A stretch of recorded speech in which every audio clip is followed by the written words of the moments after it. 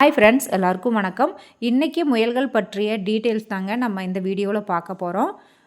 நம்ம பார்த்தீங்க அப்படின்னா ஒரு 40 தாய் முயல் கிட்ட வச்சுருக்கோம். அதே மாதிரி குட்டிகள் குரோயர் ஸ்டேஜில் அடல்ட் ஸ்டேஜில் இருக்கிற முயல் அதெல்லாம் சேர்த்து ஒரு 150 உருப்படிக்கு மேலேயே இருக்குங்க. இந்த முயல் தொழிலுங்கிறது பொதுவாக பார்த்தீங்கன்னா சூப்பராகவே செய்யலாம். இது கால்நடை துறைக்கு சார்ந்தது தாங்க. ஆடு மாடு கோழி எல்லாமே வளர்க்குறாங்களே அந்த மாதிரி நம்ம முயல்களும் வந்து கால்நடை துறைக்கு தான் சாரும். ஸோ இதை வந்து தாராளமாக வளர்க்கலாம். இதுக்கு என்னென்னா நம்மளுக்கு இடவசதி வேணுங்க. இடவசதி கொஞ்சம் சொந்தமாக இருந்துச்சுன்னா ப்ராஃபிட் நல்லாவே கிடைக்கும். முயல்கள் பார்த்திங்கன்னா வருடத்துக்கு 6 முறை குட்டி போடுங்க. அதாவது ப்ரெக்னெண்ட்டாக 1 மாதம் இருக்கும்.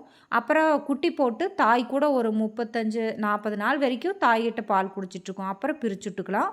பாருங்கள், இந்த மாதிரி நம்ம தரைதளம் போட்டிருக்கோம். தரைதளம் போடக்கூடாதுங்க. இது ஓஸ் இந்த மாதிரி வச்சு நம்ம அது ஒரு நாள் விட்டு ஒரு நாள் வாட்டர் வாஷ் பண்ணுற மாதிரி இருக்குது. முடிஞ்ச அளவு மண் தரையாக இருந்துச்சு அப்படின்னா ரொம்ப நல்லதுங்க. அதோட யூரின் எல்லாமே மண் உறிஞ்சிக்கும். இது தரைதளமாக இருக்கிறனால கொஞ்சம் அடிக்கடி க்ளீன் பண்ணுற வேலை வந்து கொஞ்சம் ஜாஸ்தியாக இருக்குது. அதனால் முடிஞ்ச அளவு மண் தரையாக இருக்கிறது நீங்கள் பார்த்துக்கோங்க. அதே மாதிரி கூண்டு முறையில் தாங்க முயல்களை வளர்க்கணும்.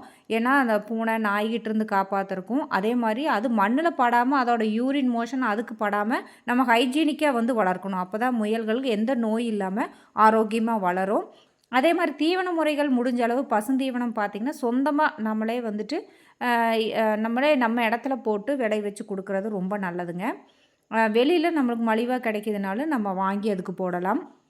இந்த மாதிரி முயல்கள் பற்றிய நிறைய விஷயங்கள் இருக்குது.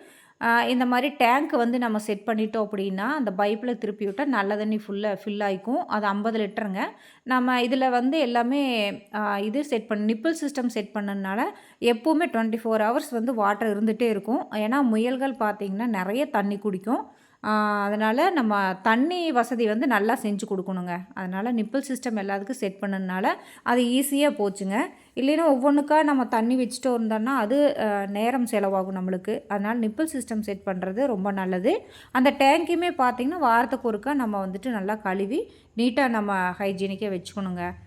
முயல்கள் பராமரிக்கிறது ரொம்பலாம் கஷ்டம் கிடையாது. நம்ம அது பழகிட்டோம், அனுபவம் ஆயிடுச்சு அப்படின்னா ரொம்ப ஈஸியாக வளர்த்து நம்ம இந்த தொழிலில் ஜெயிக்கலாங்க. இன்னும் அடுத்தடுத்த வீடியோவில் இதை அப்டேட் பண்ணுறேங்க. பாய்.